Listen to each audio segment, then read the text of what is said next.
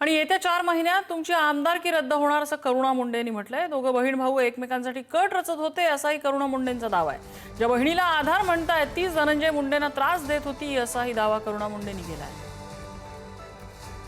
स्वतःच्या घरामध्ये बाजारू लकडी आणून स्वतः आग लावणारा तू आग लाव्या आहे आणि तुला आज जे आधार वाटत आहे तेच रस्सी जळली होती पण बल पण गेले, तूनेही बल संपवले होते। येणारे 4 महिन्यामध्ये तुझी आमदारकी रद्द होणार आहे और तुझे बल पण जाणार आहे, हे लक्षात ठेवा। हे तू माझा आशीर्वाद समजून घ्या।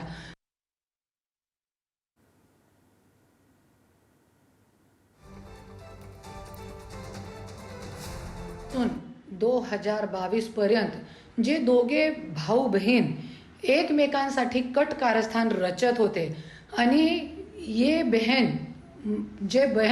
आज आधार म्हणताय त्या बहिणी धनंजय मुंडेला किती त्रास देत होती। माझी मांडीवर रात्री 2-2, 3-3 वाजेपर्यंत रडत होता आणि आज तिचा आधार वाटते काय नाही। आणि तुम्ही म्हणताय की शेतकरी लोकांना पंकजाताई न्याय देतील, अरे कशाला न्याय देतील।